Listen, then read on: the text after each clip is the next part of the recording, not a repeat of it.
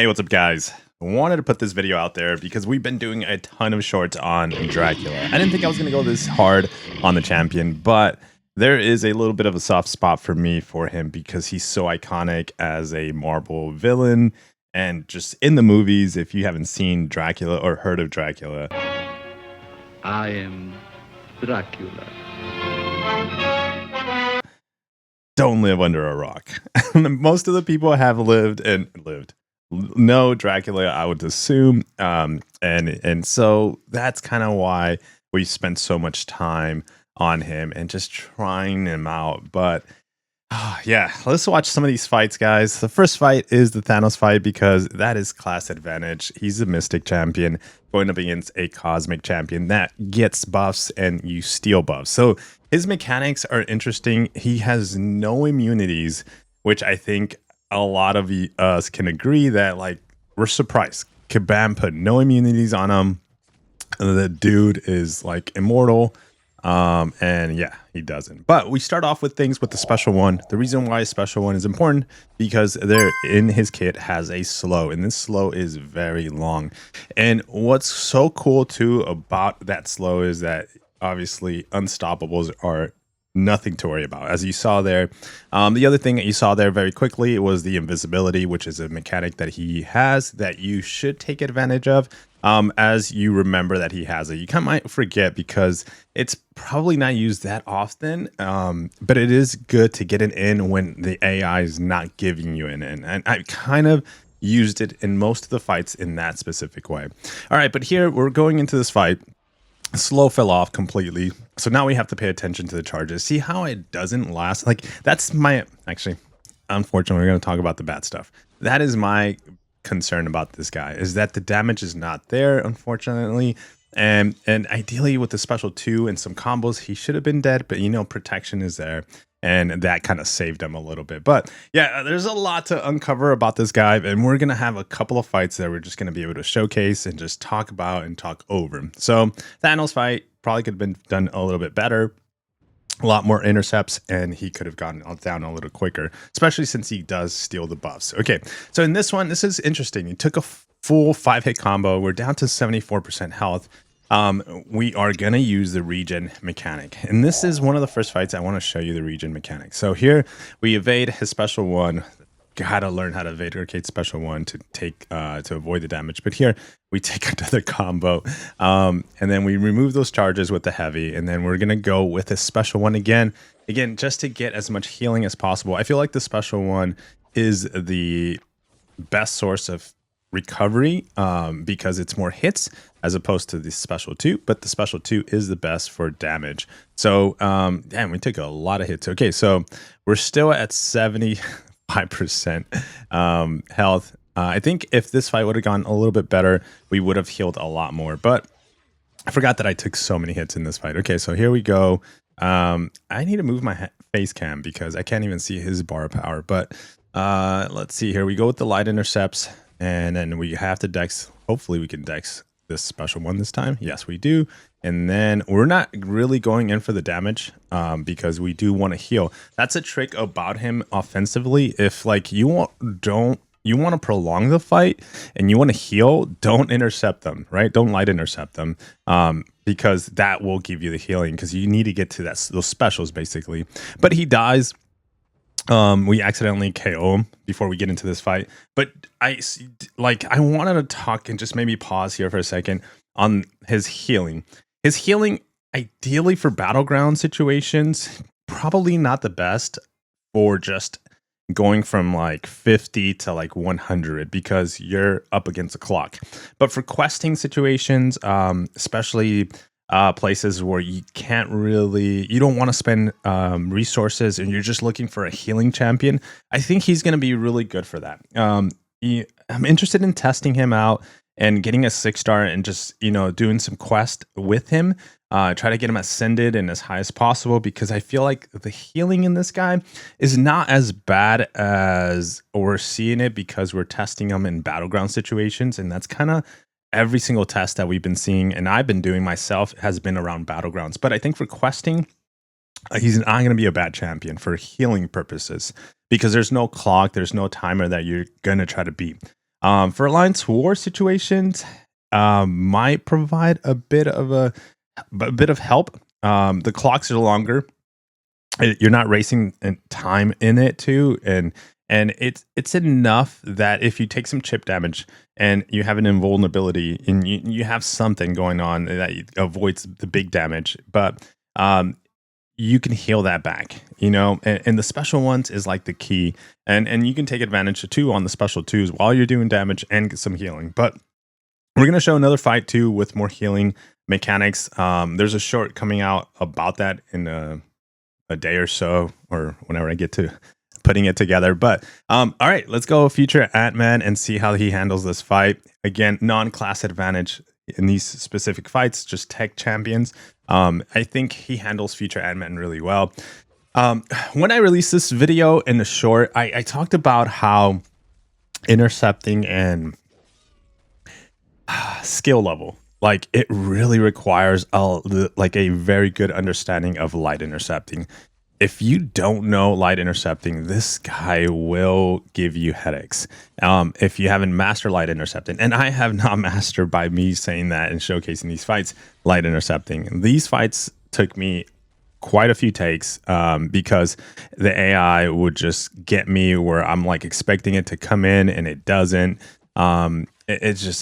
It's pretty bad. So yeah, with that being said, yeah, you have to master the timing of light intercepting with a lot of these defenders.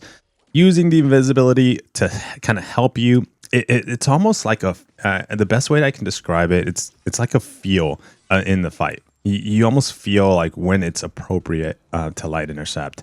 It's weird, and there is a specific window that you get, but this future Ant-Man is a big display of light intercepting. Not only do you help control his armors, you reduce them, but you apply tons of damage to future Ant-Man too. But yeah, he's down a minute and perfect health.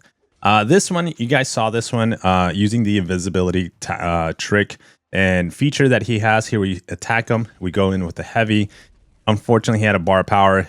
I kind of didn't see that, but here we go. He's no power. We got him in the corner. That's a trick about going against Ola. If you get him in the corner and he has no power, you can kind of heavy a few times there. But here we go. We're going to use invisibility again to control those charges so that he does not go and puts us to sleep. But here we're trying to get those. You can see that I'm trying to get those him to dash into me for the light intercepts, but it's not happening. There we go. We got a light intercept there, and we go for a big special too when it comes to the damage. You know what? That's still not enough, man. I was going to try to justify his damage on the special too, but dude, there's no way. No way in anybody's mind it can be like extremely happy with the special too. If Kabam does end up tweaking his damage output on the specials, that'd be interesting. It would be definitely in just the special two that I would probably say that he needs. I think keeping him at a skill cap, like high skill cap, intercepting requirement, light intercepting requirement. It's actually light intercepting, not just intercepting, is probably great. But here we go. Visibility to do those heavies. Perfect window to get an opening there. You saw it. And then we're just going to finish him off with the special one, and he's dead. So these fights are not for speed. This is not Battlegrounds. I don't want to say he's not a Battlegrounds champion, because everybody now is like in Battlegrounds, depending on where you're playing, who you're playing up against, is looking for nuke healing champions. Like something that can take down an opponent in like 40-50 seconds, and if you accidentally take some chip damage, or you're going up against a champion that he just applies damage, that can somehow heal. And Dracula has that, just not enough of it. So that's the problem there. All right, let's move on to the next fight. And here we're going up against Gentle. Another special one controlled fight with the slow.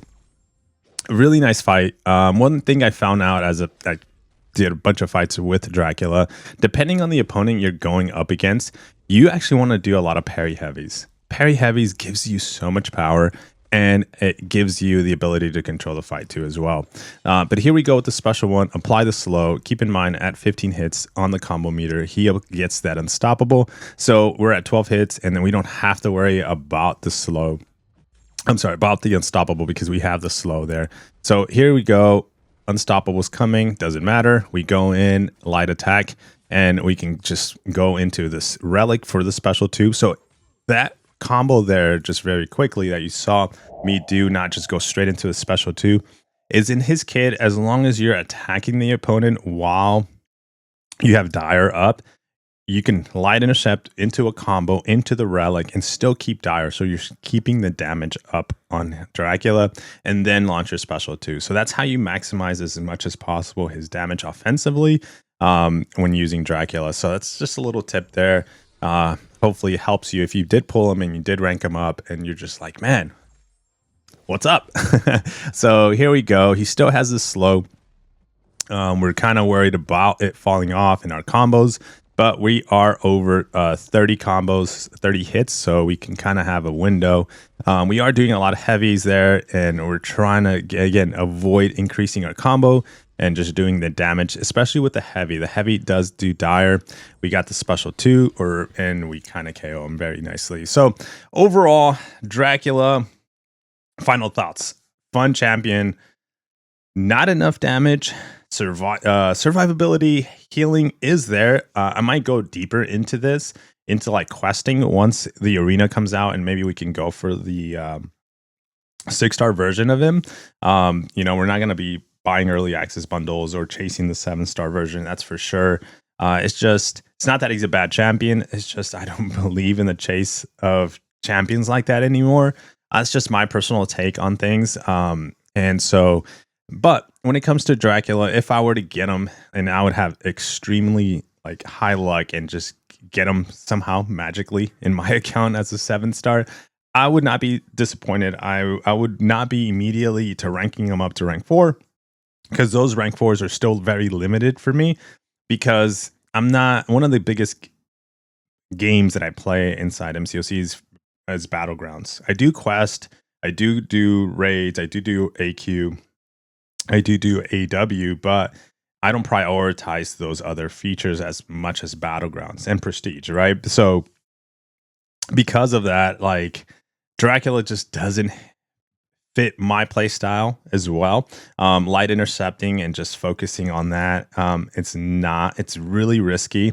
Like I said, I took a bunch of takes to do these fights so you can see some clean footage, but it's extremely risky. You have to be like focused 100% A1 on the gaming and your interactions and your tapping, and just knowing how each defender kind of attaches at you and how they typically fight, so there's a lot to have known behind Dracula and using Dracula offensively. So that's kind of why he's not necessarily my best best choice in the Mystic class or newest champions to rank up immediately.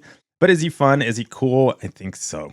And I think he's going to shine a little bit more in questing. And that's not to say that he's a bad champion. It just means that he's designed for other reasons. And yes, you can take him into Battlegrounds. Yes, you can use him in situations like Alliance War.